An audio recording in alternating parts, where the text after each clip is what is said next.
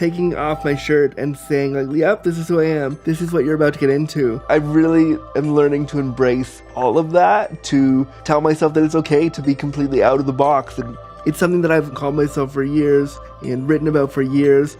And I was like, it's time that I really put my money where my mouth is and put it on my body to say, yes, Andrew Gurza is a queer cripple. Here it is.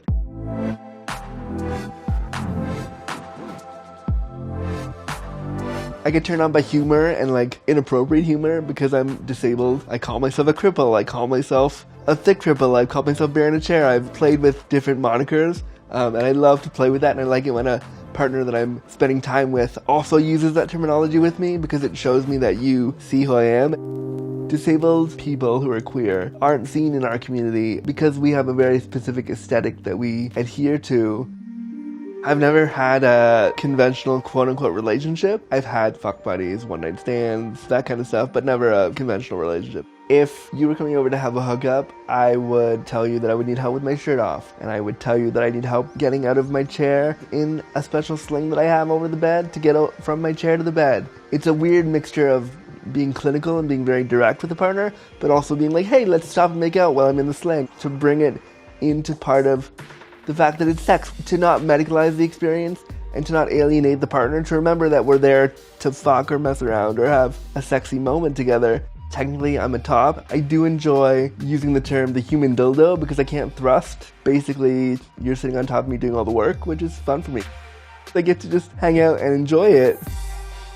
This one time, I met this guy from the UK. There was some sexy times that happened, and at the end of that, he goes to pee, and he closes the door behind him, and he locks the door.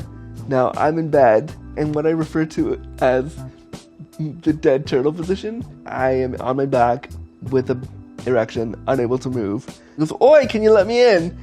And I said, no, the door's locked, and I don't have a key, and I can't walk, and I can't open the door for you. He's standing in my common room university kitchen with his naked body, trying to get in my house. Security proceeds to bust in my room, looks at the guy, looks at me and goes, okay, alright, thanks, have a good night. And so we just fell apart laughing. It's a story that after almost 11 years, I still have to share and say like, look, funny, hilarious things around disability can totally happen to you when you're trying to have sex.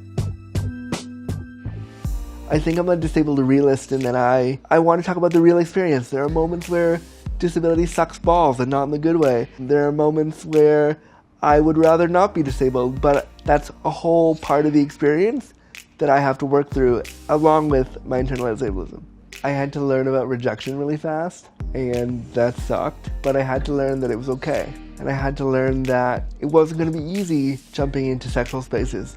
I had to learn that disabled bodies do different things, and that's okay. And I had to learn that when I was going to be sexual with the person, it wasn't going to be like what we see on TV. Embrace your queerness and disability, embrace that intersection as fiercely as you can. Be that dorky, awkward, disabled kid that you think no one's going to like because you have to be a certain way. Instead of trying to adhere to ableist ideas about your body and things like that, go the other way and talk about your experiences to other people.